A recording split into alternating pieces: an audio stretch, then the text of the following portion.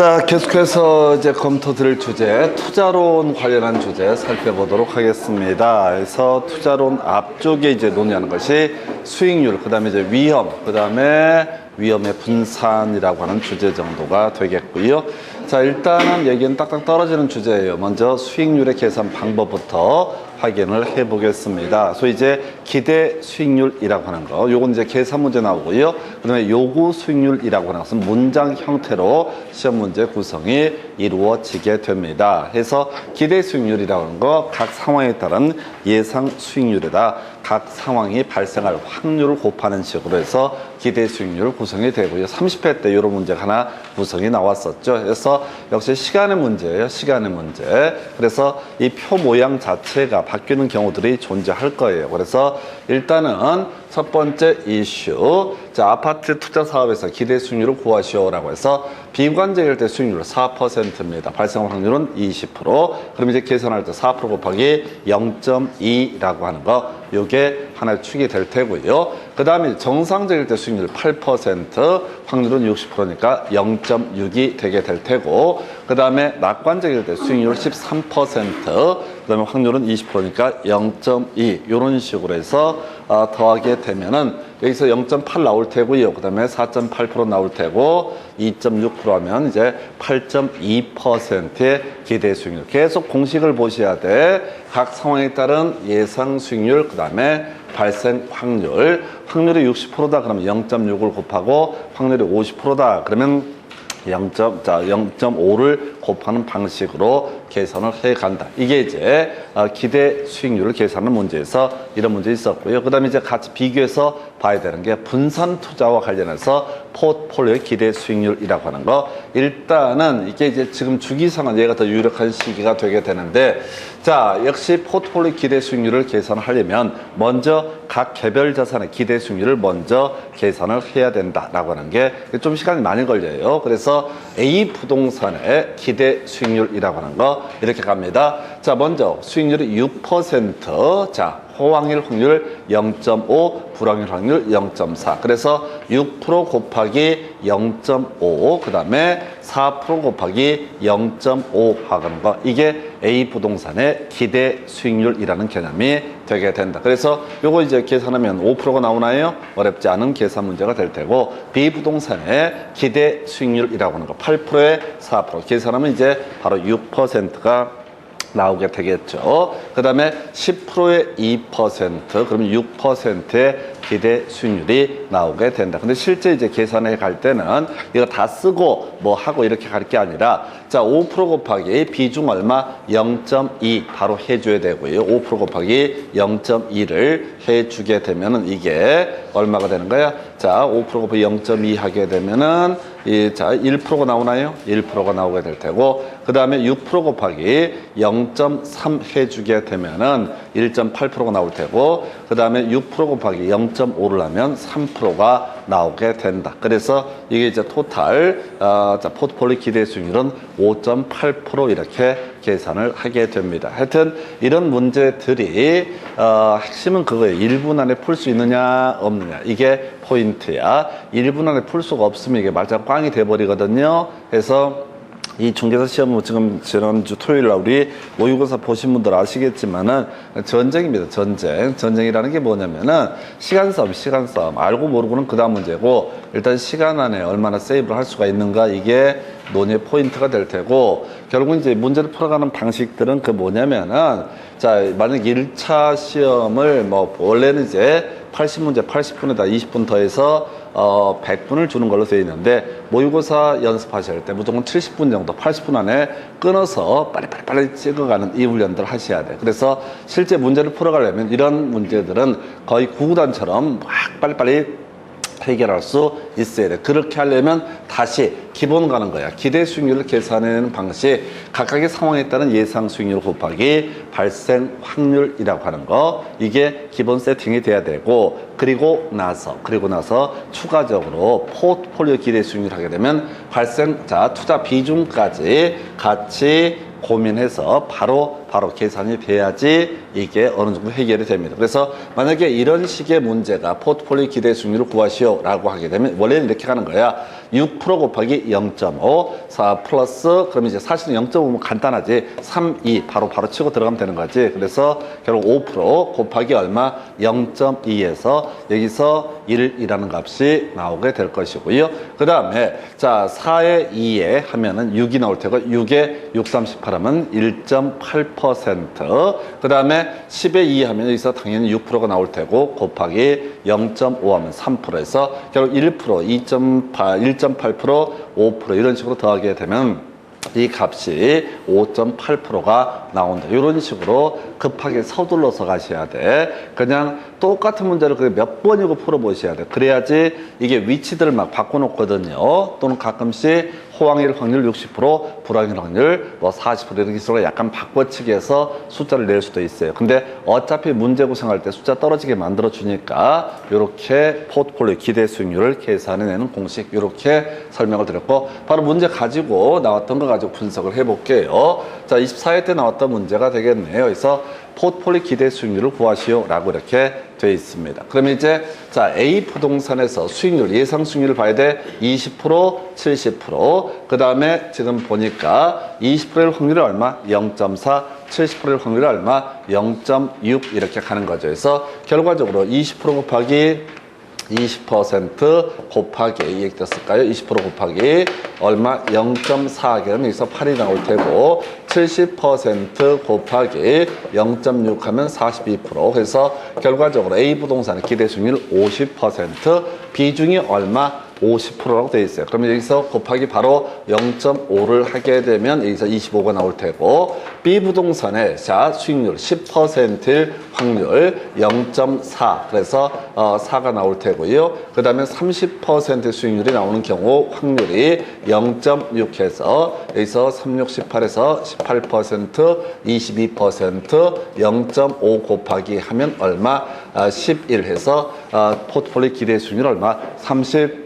6% 이런 식으로 하는 거예요. 그래서 실제로 문제를 풀어갈 때는 지금 제가 보여드린 것처럼 가야 되고, 정상적인 과정을 가지고 보게 되면 일단은 A 부동산의 기대 수익률부터 구해봐야 돼. 20%를 확률이 0.4, 거기서 8% 나오나요? 그 다음에 70% 확률이 0.6에서 42%. 그래서 A 부동산의 기대 수익률 50% 일단 구해두시고, B 부동산의 기대 수익률 10%일 확률이 0.4에서 4% 나오겠죠. 30%일 확률, 수익률이 30%일 확률이 0.6에서 18%, 22%. 그래서 아까 구해놨던 50하고 지금 22, 뭐 얼마야? 하여튼간에 요걸 22를 가지고 각각 비중이 0.5라고 되어 있으니 이렇게 계산하면은 36%의 포트폴리오 기대 수익률이 나오게 된다. 근데 이게 뭐 문제를 풀고 자시고의 문제가 아니라 계속 머릿속으로 뭐가 나와야 돼? 예상 수익률 곱하기 발생 확률. 거기다가 이제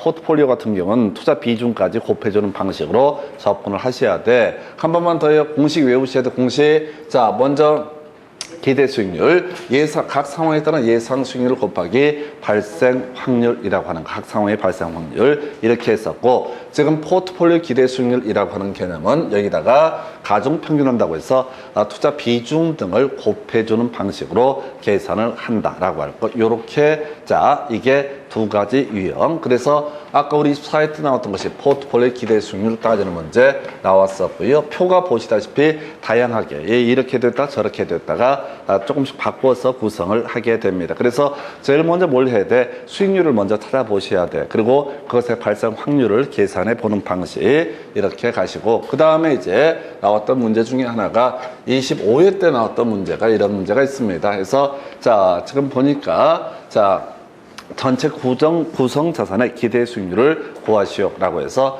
이것도 이제 포트폴리오 분산 투자가 이루어진 상태가 되게 됩니다. 그럼 이제 상가부터 먼저 기대 수익률을 봐야 되죠. 20%를 확률이 얼마? 0.4라고 되어 있죠. 그럼 얼마? 여기서 8%라는 값이 나오게 될 테고, 자 10%를 확률이 얼마? 0.6이라고 주어져 있습니다. 그럼 6% 나오겠죠. 그래서 그러면 8 더하기 8% 더하기 자 6% 하게 되면 얼마? 14%. 여기다 비중이 얼마가 된다고? 0.2에서 0.2 하게 되면 2.8%라는 값이 하나 나온다. 하나 바로 뽑아주고요. 두 번째 오피스텔이라고 하는 거 25%일 확률이 40%, 0.4입니다. 그러면 25% 곱하기 0.4를 하게 되면 얼마? 10%라는 값이 나올 테고 10%의 확률이 0.6 하면 6% 나오는 거죠. 16% 나오게 될 테고 16%일 자 비중이 얼마? 0.3 하게 되면 0.3 하게 되면 36, 18, 3, 4.8% 나올 테고 아까 2.8에서 4.8 계산했고요.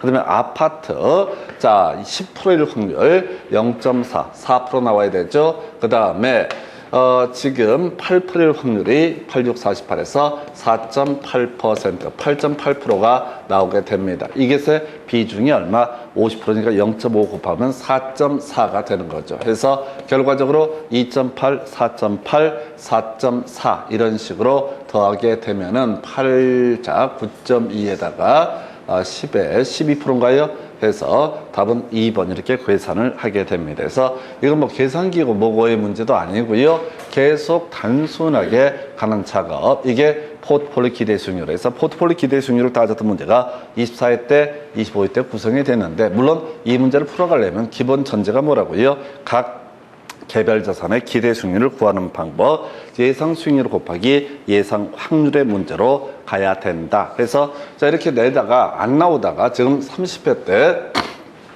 구성이 됐던 맥락이 자 그럼 기대 수익률에 관련한 문제가 구성이 됩니다. 그래서 전통적으로 기대 수익률은 전체를 각각의 상황 등을 주면서 계산했는데 여기 좀 당황스럽게 1분 안에 풀기가 좀 만만치 않게 구성이 됐어요. 그래서 지금 전체의 기대 수익률이 얼마? 8%. 자 8%가 나오려면 4% 곱하기 0.2라고 하는 거 이거에다가 지금 얼마 x가 됐나요? x 곱하기 0.4 그 다음에 10%일 확률 10% 곱하기 0.4 이렇게 해서 계산하면 여기서 이제 8% 4%가 나올 테고 여기서 4% 곱하기 0.2하면 0.8이 나오나요?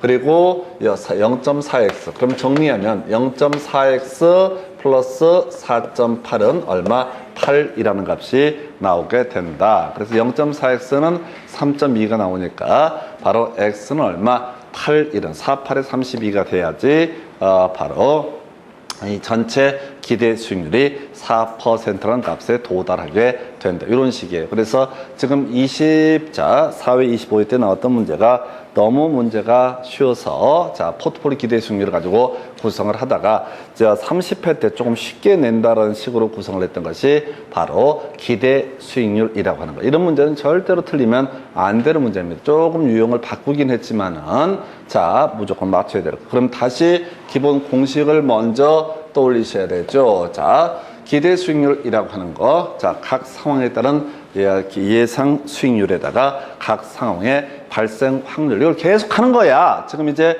새로운 문제를 풀려고 하지 마시고 이 문제를 5번이고 10번이고 20번이고 똑같은 문제를 계속 푸는 거야. 그럼 풀다 보면 나중에는 아우 내가 병신인가 이걸 한 걸 또 하고 한 걸 또 하고 한 걸 또 하고 나중에는 그냥 암산인데 귀찮아 그냥 계산기도 쪽팔려서 안 써. 그 정도가 돼야지 시험장에서 문제를 푸실 수가 있다고. 똑같은 문제를 줘도요. 지금 우리 토요일 날 본 모의고사 물론 그날도 이제 빠지는 분이 있죠. 그래서 몸도 힘들고 뭐 집안에 일도 있고 해서 뭐 올해 뭐 붙으면 또 내년에 하면 또 되는 거고 그래서 뭐 그렇게 알아서 하는 건데 문제는 자 하시더라도 그냥 문제 풀어보고 자시고의 문제가 아니라 계속 단순한 걸 반복하는 거예요. 중간에 문제 중에 계대 같은 거 있어요. 그런 것들은 해봤자 어차피 틀리게 돼 있으니까 신경 쓰지 말고 그냥 무난하게 주는 문제를 계속 단순 반복 그거 하셔야 돼. 뭐 인강을 한 번 더 듣고 말고 이게 중요한 게 아니라 그냥 계속 단순 작업을 하시는 거예요. 이것도 지금 제가 몇 번째 합니까? 똑같은 얘기를 심이 뚝 떼고 마치 처음 강의하는 것처럼 중얼. 근데 들을 때마다 새롭다는 거예요. 어머, 이게 저렇게 하면 되겠구나. 그래서 얼마 가지 않아요. 반복하셔야 됩니다. 해서 기대 수익률 문제 지금 24, 25, 그 다음에 30회 때 구성이 됐고요. 지금 31회 때 나온다면 확률상 높은 것은 아무래도 포트폴리오 기대 수익률 문제를 낼 가능성이 높겠죠. 근데 결코 쉽지 않다는 겁니다. 쉽지 않다는 게 뭐냐면 1분이라는 시간 제한 때문에 그래요. 1분이라는 시간 제한 때문에 상당히 당황스러우실 수가 있습니다. 그래서 그렇게 보실 수가 있겠고요. 자, 그 다음 문제 가서 이제 주제 볼까요? 자, 자, 먼저 투자 여부 결정이라고 해서 지금 여기서 이슈가 되는 건 요구 수익률이라는 개념이 되죠. 그래서 문제를 구성할 때는 두 가지 유형이에요. 하나가 기대 수익률을 가지고 계산할 때는, 문제를 구성할 때는 계산 문제를 뽑아내는 것이고, 요구 수익률이라고 하는 것을 가지고 문제 구성할 때는 다른 게 아니라 바로 이 지문 형태로 구성을 해요. 그래서 요구 수익률, 투자자가 투자를 하기 위해서 필요한 최소한의 수익률, 이걸 요구 수익률, 투자자가 희망하는 수익률을 뭐라고 한다? 요구 수익률이라고 하는 거. 이 요구 수익률이라고 하는 것은 두 가지 개념으로 구성이 됩니다. 무위험률이라고 하는 거, 시간에 대한 비용이라고 평가를 합니다. 그 다음에 위험 할증률이라고 하는 거, 위험에 대한 비용이라고 평가를 하게 됩니다. 그래서 어떤 사람이 5%의 수익률을 원한다라고 했을 때, 자, 일반적으로 그 사람이 고민을 해서 5%의 수익률을 원한다라고 한다면, 첫 번째, 거기에는 뭐가 들어간다? 무위험률이라고 하는 것이 들어가게 될 것이다. 이게 뭐냐면, 은행에다가 돈을 맡겼을 때 발생하는 수익률, 이걸 뭐라고 한다? 무위험률이라고 얘기를 하죠. 무조건 돌아오는 금액. 그 다음에 지금 이제 부동산에 대해서 투자가 이루어지게 되면, 자, 어디에 이 예상 수익률 등에 미치지 못할 가능성, 이게 이제 위험이라고 정의를 하게 되는데, 그래서 발생한 것, 위험 할증률이라고 하는 거. 그래서 이 두 가지 무위험률과 위험 할증률의 합을 가리켜서 요구 수익률이라고 정의를 하게 됩니다. 그래서 자, 만약에 무위험률이 상승하게 되면 당연히 요구 수익률은 상승하게 될 것이다. 그 다음에 위험 할증률, 위험이 증대되게 되면 요구 수익률은 역시 상승하게 된다. 그래서 지금 문제 구성할 때 겁나 유치한 게 이 문장 가지고 답을 구성을 해요. 그 뒤에서 바로 논의하겠지만 이 위험이라고 하는 것은 체계적 위험과 비체계적 위험 두 개로 대별을 볼 수 있다 해서, 체계적 위험이라는 것은 시스템 자체의 위험이다 보니까 피할 수 없는 위험이라는 개념을 가지고 있고요. 그 다음에 비체계적 위험은 개별 부동산의 특성 때문에 발생하는 위험이다 보니까 요 피할 수 있는 위험이라는 개념이 비체계적 위험이 되게 된다. 그래서 이런 식으로 해서 대부분의 문제는 계산 자체가 문제가 아니라 무위험률과 위험 할증률의 관계를 가지고 요구 수익률에 미치는 영향, 이걸 가지고 구성을 하게 됩니다. 그래서 뭐 아주 심플해요. 그래서 결과적으로 정리를 하게 되면, 자, 예상 수익률이라는 개념이 기대 수익률이 될 테고요. 이것이 요구 수익률보다 높다. 내가 5%면 투자를 할 것이다 라고 하는데 예상 수익률이 6%다. 그럼 투자 결정을 하게 될 것이다. 이에 대응해서 기대 수익률이 요구 수익률보다 낮다. 라면 투자 기각 결정을 하게 될 것이다. 즉 투자를 하지 않게 될 것이다. 이런 식으로 논의를 삼게 되죠. 그래서 자, 이 자체는 자, 이런 것들이 실제 시험 지문에 구성될 때 만만치가 않습니다. 맴맴 도는 그런 느낌이에요. 근데 이런 것을 가지고는 답을 구성하지 않아요. 이 파트에서 논의의 포인트가 되는 것은 바로 무위험률 플러스 위험 할증률이라고 하는 거, 요거 가지고 쟁점을 삼아 내게 됩니다. 그래서 요 정도까지 보셨고요. 그 다음에 이제 검토 드리게 될 것, 위험의 종류라고 해서 요것도 지금 7년 동안 3문제가 4문제가 구성이 됐고 거저 주는 문제 형태가 되게 됩니다. 위험의 분류라고 해서 3개만 딸랑 외우는 거예요. 절대 나머지를 보는 게 아니라 먼저 쉬운 것부터 가십시다. 금융적 위험이라고 하는 거. 자, 금융적 위험이라고 하는 것은 우리가 대출 받아서 부동산에 투자가 이루어졌을 때 대출 금리가 급상승 등을 하게 된다. 우리가 이제 변동금리 형식으로 대출을 받는다고 전제했을 때 대출 금리가 급상승을 하게 됐을 때 오히려 손해를 볼 수 있는 위험, 이걸 우리가 금융적 위험이라고 얘기를 한다. 아니 밑줄 그을 것도 아니고 그냥 금융적 위험, 대출 받았을 때 금리 올랐을 때 발생하는 위험을 뭐라고 한다? 금융적 위험. 많이 하던 얘기도 아니잖아. 딸랑 2개 내가자고 2개. 그 중에 하나가 또 뭐가 있어요? 바로 유동성 위험이라고 하는 거. 자, 우리가 토지의 자연적 특성 등 인문적 특성 등을 논함에 있어서 고가성이라는 개념을 지적을 한 바와 같습니다. 그래서 다른 제와에 달리 부동산이라고 하는 제한은 아무래도 너무 비싸다 보니까 쉽게 팔기가 어렵다. 수요자 공급자가 쉽게 진출할 수 없는 시장이다. 그래서 지금 현금이 필요한데 또 안 팔려가지고 금매로 내놨을 때 발생하게 될 위험을 가리켜서 유동성 위험이라고 부르게 된다. 그래서 두 가지만 정확히 알면 돼. 해서 하나가 뭐라고요? 금융적 위험이 될 것이고 또 하나가 뭐가 된다? 유동성 위험. 두 개만 알면 된다고요. 인플레이션 위험은 지금은 시험 지문에 거의 구성이 되지 않습니다. 인플레이션 위험이라고 하는 것은 화폐 가치 하락에 따른 위험을 가리켜서 인플레이션 위험이라고 논의를 하게 되죠. 그래서 일단은 필요 없는 소리고요. 그냥 금융적 위험하고 유동성 위험 두 개만 정확히 아시면 돼요. 그럼 이제 안 나오냐? 아니, 사업상 위험이 나올 때가 있어. 예. 금융적 위험이나 유동성 위험이 아니면 나머지 위험을 우리는 뭐라고 한다? 유동성 위험, 사업상 위험이라고 부르게 된다. 이렇게 퉁쳐서 가셔야 된다고. 위험 세 개가 있어. 첫 번째 위험이라고 하는 거 바로 금융적 위험, 두 번째 유동성 위험, 그리고 나머지를 총칭해서 부를 때 뭐라고 한다? 사업상 위험이라는 용어를 쓰게 된다. 예, 그걸로 끝났다고요. 이걸 가지고 지금 7년 동안 3문제인가 4문제가 구성이 돼요. 이런 걸 틀린 사람도 참 신기한 사람들이야. 그 사람들이 대충 사느냐? 아니, 그분들은 인플레이션 위험도 외우고 사업상 위험에 시장 위험, 위치 위험, 운영 위험 이것도 뒤지게 외워. 그러다 뒤져버리지. 자, 여기 관련해서 우리가 부동산 개발론에서도 개발 과정에서 발생할 수 있는 위험이라고 해서 법률적 위험, 그 다음에 또 뭐가 있었지?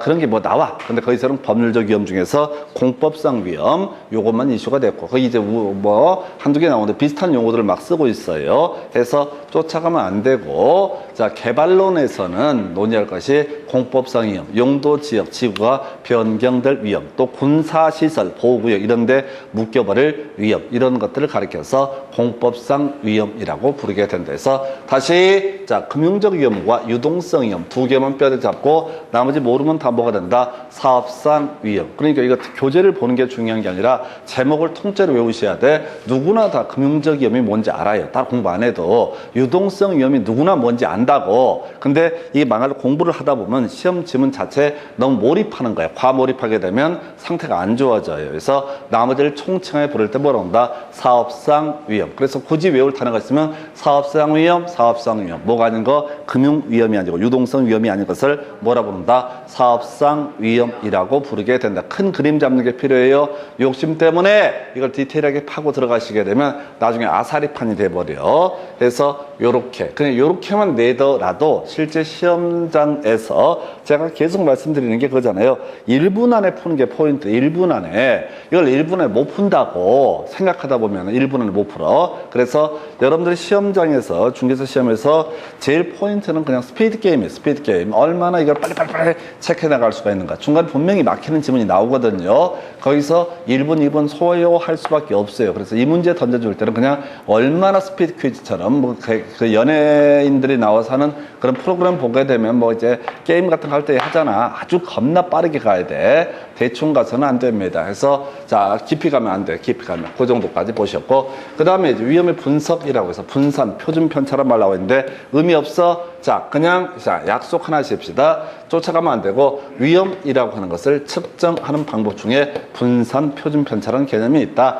저 쫓아가면 안 돼. 위험을 달리 표현하면 뭐라 부른다? 분산. 위험을 달리 표현하면 뭐라 부른다? 표준 편차. 위험의 기본 정의가 뭐냐면은 기대 수익률하고 실현될 수익률이 달라질 가능성, 이거 외우는 게 아니라 이걸 위험이라 부른다고. 분명히 예를 들어 5% 수익률을 예상을 했는데 거기에 다다르지 못할 가능성을 가리켜서 위험이라고 정의를 하고, 이때 위험을 측정하는 방법 중에 하나가 분산이라는 표준 편차라는 개념이 있는데 깊이 가봤자 의미가 없고요. 7년 동안 거의 출제 안 되니까, 자, 위험이 크다라는 표현 대신에 실제 시험 문제 구성할 때는 표준 편차가 크다 또는 분산이 크다라는 표현을 쓴다고. 쉬우면 더 위험이 크다면 너무 쉬우니까. 그래서 분산과 표준 편차와 위험은 다 같은 말이다. 딱 여기까지만 가셔야 돼. 더 이상 쫓아가시면 안 돼. 위험이랑 똑같은 말이 분산과 표준 편차. 그래서 위험이 크다라는 표현은 너무 쉬우니까 표준 편차가 크다 이런 식으로 약간 말을 바꿔요. 쫓아가시면 안 돼. 버려야 돼. 자, 그래서 이제 검토하게 될 게 위험액 관리에서 딱 하나 위험 조정 할인율의 활용이라고 하는 거. 보수적 예측 하나 체크해 드릴 텐데 위험 조정 할인율의 활용. 이게 7년 동안 한 번밖에 구성이 안 된다고 쫓아가실 필요가 없다고. 특히 요즘의 문제는 문제 난이도가 과거 시험 대비해서 결코 어렵거나 그런 게 아니에요. 어렵거나 그런 게 아닌데 요즘에 출제 트렌드가 뭐냐면 전에는 이런 식이었어. 다음은 위험의 관리 방법에 관한 설명이다. 옳은 것을 고르시오. 틀린 걸 고르시오. 해서 보수적 예측이 어떻고 뭐 회피가 어떻고 쭉 이렇게 설명을 하는 식으로 출제가 되다가 요즘에는 부동산 투자의 위험에 관한 설명에 대해서 퉁쳐서 문제를 구성한다고. 그러니까 각 키워드, 각 주제별로 하나 정도씩만 정확히 알고 있으면 문제를 다 풀 수 있게 깔아준다고. 그러니까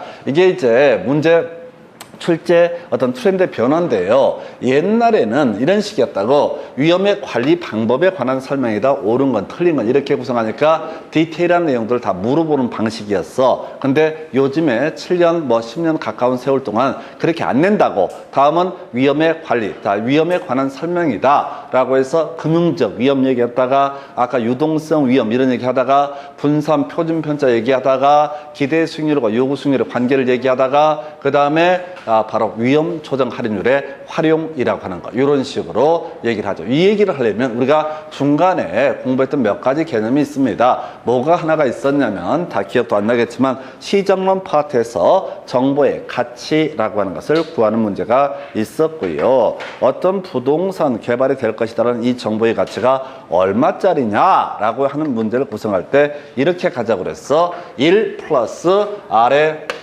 n승분의 1이라는 공식을 활용을 해서 이걸 일시불의 현재 가치 개수라고 했습니다. 그래서 1원이라는 금액 이자 할인율이 R일 때 N년후 1원이라는 게 현재 얼마의 가치를 갖게 되느냐라고 하는 공식을 1 플러스 R의 N승분의 1 해서 이렇게 설명을 드렸습니다. 먼저 자 정보의 가치라는 문제를 구성할 때는 일시불의 현가 개수를 먼저 계산한다. 문제 다 데이터가 주어져. 2년 훈지, 1년 훈지 이런 내용하고 그 다음에 이제 할인율이라는 게 주어지게 되니까 할인율은 투자자의 요구 수익률을 활용한다. 이게 뒤에서 지겹게 할 얘기야. 그래서 투자자가 20%의 수익률을 요구한다. 그러면 이때 R이라는 값에 0.1을 넣어주는 방식으로 계산을 하게 되죠. 그래서 그 얘기를 하면서 일시불의 현가 개수를 구한 다음에 뭘 해야 되냐면 정보가 반영됐을 때 가치에다가 일시불의 현가 개수를 곱해서 정보가 반영됐을 때 현재 가치라고 하는 거. 그 다음에 두 번째가 정보가 반영되지 않았을 때 가치에다가 현가 개수를 곱해서 정보가 반영되지 않았을 때 현재 가치 두 개를 빼게 되면 그게 정보의 가치다. 기억나면 좋고 아니면 말고. 지금 여기서 논의할 쟁점은 뭐냐면 위험 조정 할인율이라는 개념이죠. 지금 수익은 지금 투자는 언제 이루어지고 투자는 지금 이루어지고요. 수익은 나중에 발생하게 된다. 예를 들어 수익이 1년 후 1억의 수익이 발생한다라고 전제를 해보겠습니다. 1년 후 1억의 수익이 발생한다. 그러면 이 1억이 현재 값으로 환원했을 때 얼마의 가치를 갖게 될 것이냐. 이걸 이름하여 뭐라 본다? 할인이라고 얘기를 하게 됩니다. 이에 대응해서 현재 1억이라는 금액이 1년 후에 얼마의 가치를 갖게 되느냐를 따질 때는 1 플러스 Rn승이라는 공식을 활용하는데 우리가 이자라는 표현을 쓰게 됩니다. 지금 당장 은행에 1억을 꼬라박아 놓게 되면 이자가 몇 프로라고 했을 때 1년 후에 얼마의 가치를 갖게 된다. 이걸 이자. 근데 장래 1년 후에 발생할 1억이라고 하는 것이 현재 얼마의 값을 갖느냐. 이걸 뭐라 본다? 할인이라고 얘기를 합니다. 우리가 감정평가론 파트를 가서 보면 수익 환원법이라고 하는 것, 장래 발생할 순수익 현금 흐름이라고 하는 것을 현재 값으로 환원 또는 할인해서 그 대상 물건의 가액을 감정평가하는 방법을 수익 환원법 이런 식으로 정의를 했던 바가 있습니다. 그래서 지금 다른 거 다 필요 없고 위험 조정 할인율이라고 하는 용어. 자, 그래서 어떤 투자 대안이 위험도가 높을수록 다 높은 할인율을 적용을 하게 된다. 그래서 A라는 투자 대안이 있고 B라는 투자 대안이 있다. 1년 후에 이게 1억 될 테고 1억의 수익이 발생하고 B라는 투자 대안도 1억이라는 수익이 발생한다. 근데 1년 후 1억이 되는 이 투자 대안은 위험도가 예를 들어서 10% 안 될 확률이 10%다. 근데 얘는 안 될 확률이 50%다 라고 전제를 하게 되면 자, 같은 A라는 투자 대안을 예를 들어서 9천만 원으로 계산을 한다고 하면 얘는 얼마로 봐야 된다? 5천으로 봐야 된다. 이런 식의 논리 구조가 위험도가 높을수록 어떻다? 높은 할인율을 적용한다. 당연한 얘기야. 이걸 공부라고 생각하면 골치가 아파진 거야. 위험도가 높을수록 어떻다? 높은 할인율을 적용을 한다. 위험도가 높을수록 어떻다? 높은 할인율을 적용을 한다. 아니, 위험도가 높을 당연히 현재 값으로 환원할 때 높은 할인율을 적용을 하게 될 것이다. 위험도가 높을수록 어떻다고요? 높은 할인율을 적용을 하게 된다. 그냥 가져가 간단한 얘기야. 아주 간단한 얘기야. 이거를 공부라고 생각하면 머리가 터져버려요. 막 진지하게 들어가면 안 돼. 여기는 여러분 건전한 상식 갖고 다 해결을 하실 수가 있어요. 그래서 자, 위험 관리 방법 중에 하나가 뭐가 있다? 위험 조정 할인율. 그래서 나머지는 이슈가 안 된다니까 보수적 예측이라고 하는 거 굳이 해석하면 그런 식이야. 1년 후 1억이라는 금액이 발생할 텐데 설마 1억 발생하겠어? 한 8천만 원 발생하겠지? 이렇게 보는 관점이 뭐가 되고 바로 지금 보수적 예측이라는 개념이 되게 될 테고 나머지 다 필요 없어. 위험의 회피 아예 투자 안 해. 혹시 위험이 발생할지도 모르니까 이런 걸 위험의 회피라고 얘기하는데 다 필요 없고 자, 위험도가 높을수록 어떻다? 높은 할인율. 요걸 저 응용 들어가면 분산값이 클수록 표준 편차가 클수록 어떻다? 높은 할인율을 활용한다. 이게 다 끝난 거야. 아까 분산 표준 편차 이퀄 뭐랑 똑같은 개념이다. 위험과 똑같다. 근데 이제 우리가 소위 경제학, 부동산 학에서 약간 너무 없어 보이니까 위험도가 높으면 높은 할인율. 그럼 너무 유치하니까 표준 편차가 클수록 투자 대안의 분산값이 클수록 어떻다? 높은 할인율을 적용을 하게 된다라고 하는 거 이렇게 하나 보셨고요. 그 다음에 이제 검토 드리게 될 주제가 자, 위험의 분산이라고 해서 이것도 그래 좀 어려운 얘기 나오는데 딱딱 정해져 있어요. 아주 단순한 주제로 접근을 하셔야 돼. 자, 다른 거 다 필요 없고 그냥 가장 쉬운 문제. 투자론 파트에서 출제위원이 아유 이 개돼지 같은 인간들 시험 볼 때 겁나 고생이 많겠다. 한 문제 맞추게 해줘야지 라고 내는 문제가 체계적 위험과 비체계적 위험이라고 하는 거. 나중에 문제 보다 보면 아 새끼들 진짜 성의 없이 문제 내네 라는 느낌을 준다고 쉽게 내면 쉽게 풀면 되는 거야. 체계적 위험이라고 하는 거. 자, 이때 체계적이라는 것은 시스템이라고 하는 거. 시스템이라는 영문을 번역을 한 것이 체계적이라는 얘기고 이런 개념이 될 테고 난 시스템이라고 해서 비체계적. 그래서 자, 그런 거 있었잖아요. 요즘엔 그런 얘기 별로 하는지 어쩐지 모르겠는데 지금 제가 어젠가 기사를 오는가 오면서 기사를 보니 그거 나오더만 일본에서는 그 젊은 층에서 20대 층에서 그 뭐라 그러지? 그 아베 총리인가 그 사람에 대한 지지율이 다른 연령대에 비해서 현저히 높다고 그럽니다. 상대적으로. 뭐 하여튼 그렇다 치고, 그래서 그들의 이제 의식을 보니까 뭐 여러 가지 이유가 있는데, 일단 그 사람들 자체, 젊은 층의, 일본의 젊은 세대들의 기본 이 세상을 바라보는 관점 자체가 세상이, 자, 뭐 어떻게 되든 말든 간에 이건 내가 노력하면 다 되는 것이다 라고 기본적으로 믿고 있다는 겁니다. 전반적으로. 그래서, 자, 정부가 어떻게 하고 말고 이런 게 중요한 게 아니라 정부에서 아무리 개판을 쓰더라도 내가 손발 잘 닦고 마스크 잘 쓰고 다니고 그럼 어떻다? 나는 코로나에 감염되지 않을 것이다. 근데 코로나에 감염이 됐으면 이건 나의 과실이다라는 식의 관점. 이건 시스템의 문제가 아니라 개인의 노력으로 극복해야 될 문제다. 이렇게 이제 바라보는 것이고. 자, 달리 얘기하면 이렇게 가는 거죠. 자, 이게 정부에서 이런 관리 시스템을 잘 정비를 했으면은 내가 그만큼 노출될 가능성도 작고 등등등. 그럼 내가 걸린 건 내 잘못이 아니라 누구야?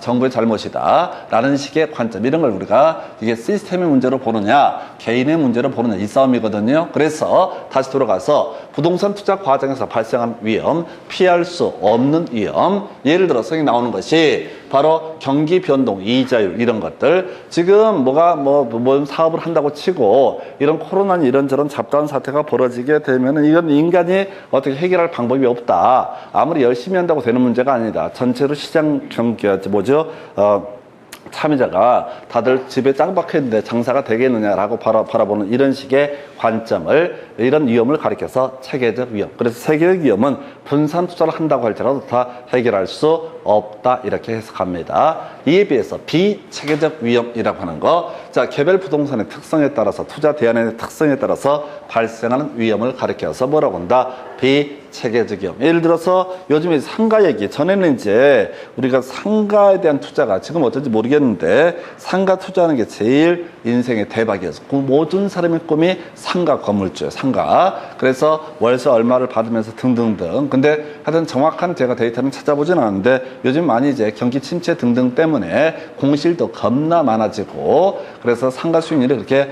높지가 않다. 그래서 상가에 투자해서 상대적으로 수익률이 낮은 것은 뭐야? 자기 잘못인 거야. 만약에 그걸 주택에 투자했으면 요즘에 주택 가격이 상승한다고 치고 그 보도가 맞다고 치고 그러면 이제 주택에 투자했으면 어떻다? 그만큼 높은 수익률을 도모할 수가 있었다. 이렇게 이제 굳이 바라본다라면 이걸 우리가 뭐라고 한다? 바로 비체계적 위험. 그래서 분산 투자를 통해서 비체계적 위험을 감소시킬 수 있다. 이걸로 끝나. 근데 꼭 지문에다 싸가지 없이 상관계수 플러스 1, 마이너스 1 또는 상관계수 0, 1보다 작을 경우 이런 얘기를 해. 별 의미 없어. 지금 간단하게 설명을 드릴 텐데 매 회차 제가 드리는 얘기 중에 하나가 해봤자 어차피 안 된다. 이거 하다 보면 나중에 개쓰레기 된다. 머리가 빠개진다. 그래도 알고 싶어요. 그래서 비체계적 위험 감소시키기 위해서 뭘 한다? 분산 투자를 하게 된다. 그런데 예를 들어서 주택하고 상가의 수익률이 반대로 움직인다라는 전제하에서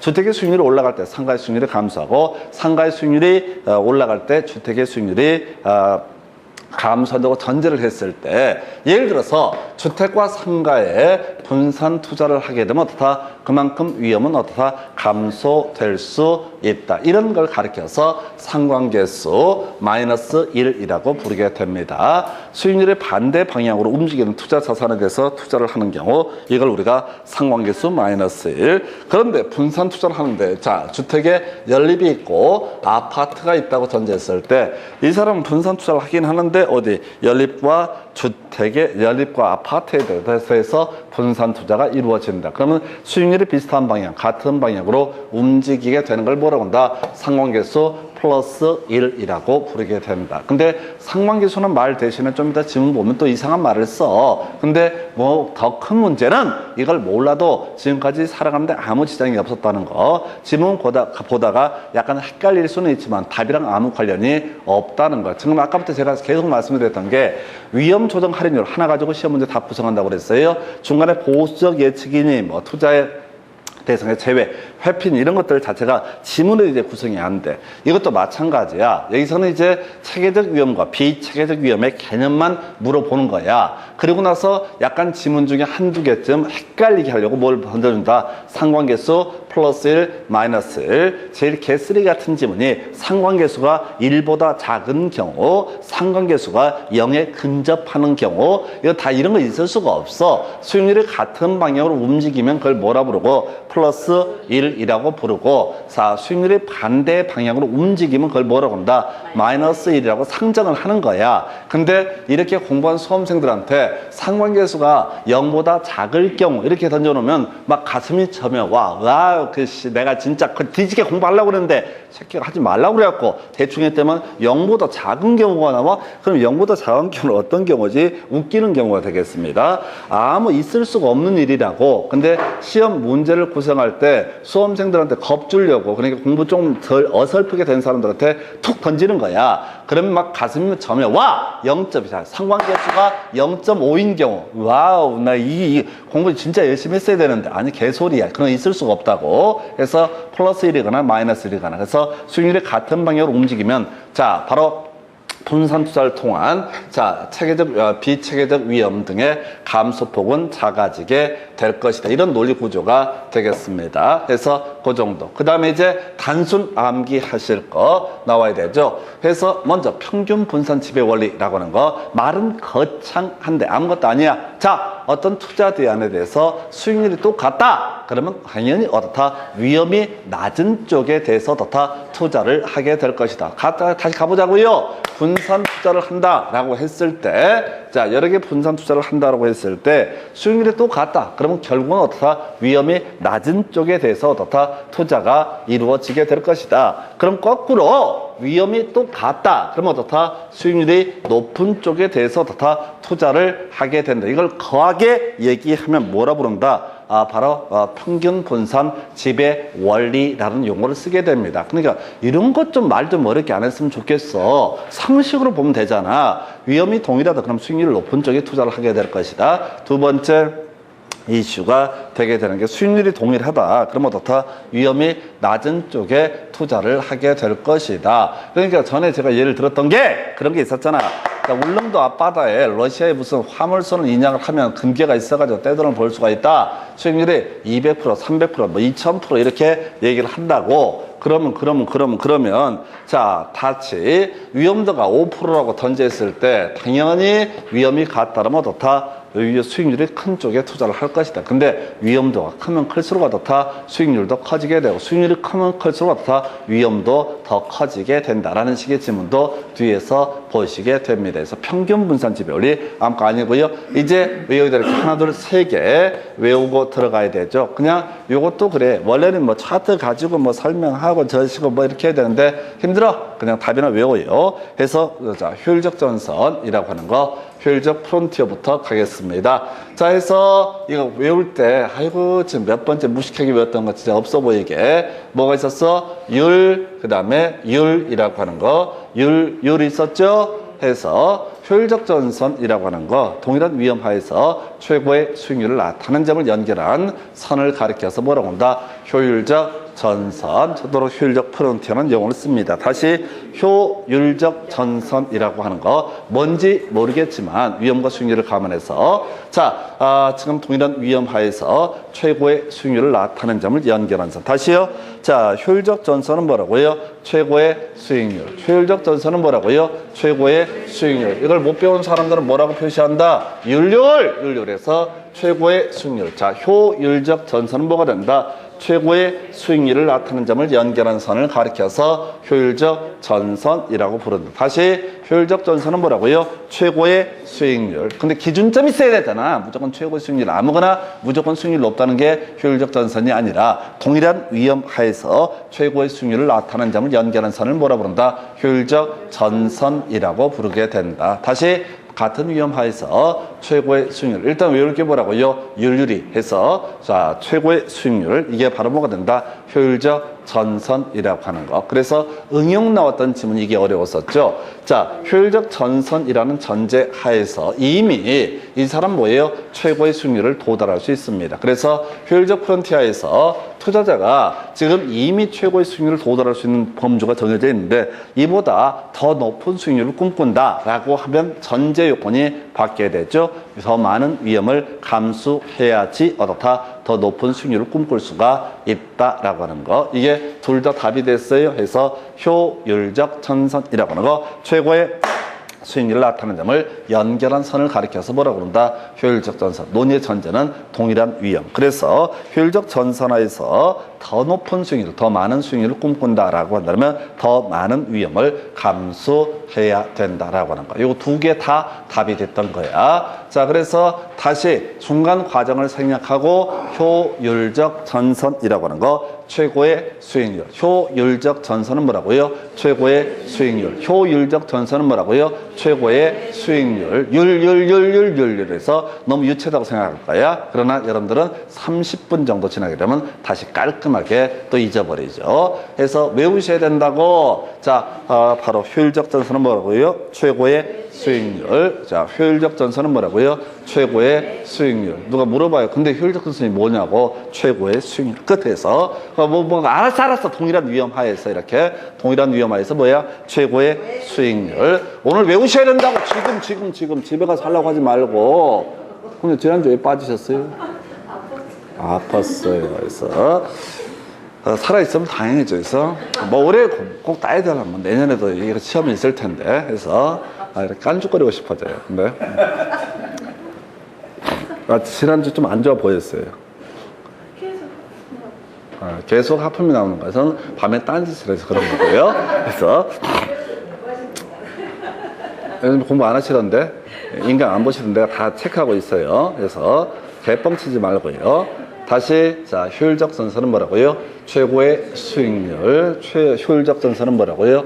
최고의 수익률. 대신 논의의 전제가 동일한 위험하에서 최고의 수익률. 그래서 효율적 전선이란 개념 자체에서는 이미 더 이상 올라갈 수익률이 없는 상태다. 근데 그럼에도 불구하고 더 많은 수익률을 꿈꾼다라고 한다면 위험을 더 많이 감수해야 된다. 해서 이거를 그 n분의 1이 아니야. 그냥 효율적 전선이라고 하는 것은 어찌됐든 지금 7년 사이 2번인가 직접 답을 구성했던 개념이고요. 자, 그래서 효율적 전선을 보셨고, 그 다음에 아직 안 나온 거, 나오면 또 수험생들 계거품 물거 무차별 곡선이라고 하는 거 나와 있죠? 이건 더 무식하게 되어 외웠었지. 율률은 그래도 괜찮아. 율률은 좀 있어 보이잖아. 뭐 포인트. 근데 얘는 더 무식하게 미음 해서, 자, 지금 무차별 곡선이라고 하는 것은, 자, 위험 수익을 감안했을 때 투자자가 동일한 만족을 느끼는 점을 연결한 선을 뭐라고 한다?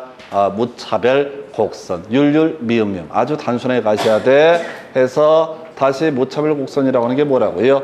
위험 수익을 감안했을 때 동일한 만족을 느끼는 점을 연결한 선을 가리켜서 바로 무차별 곡선이라고 부른다. 그 외에 마지막 쟁점이, 자, 바로 최적의 포트폴리오라고 하는 것은 효율적 전선하고요. 그 다음에 무차별 곡선의 접점. 요것도. 그러니까 지금 다 세 개가 답이 됐었어요. 효율적 전선과 무차별 곡선의 접점을 가리켜서 뭐라고 한다? 바로 이걸 가리켜서 바로 최적의 포트폴리오라고 불렀었고요. 두 번째 바로 율률해서 효율적 전선, 효율적 프론티어라고 하는 거, 동일한 위험에서 최고의 수익률을 나타내는 점을 연결한 선. 그래서 응용 들어가면 이미 최고의 수익률이다. 근데 그보다 더 높은 수익률을 꿈꾼다라면 더 많은 위험을 감수해야 된다. 그 다음에 아직 안 나온 거, 16년 동안 한 번도 안 나오던 게 무차별 곡선의 정의. 자, 바로 위험 수익을 감안했을 때, 자, 투자자가 동일한 만족을 느끼는 점을 연결한 선을 가리켜서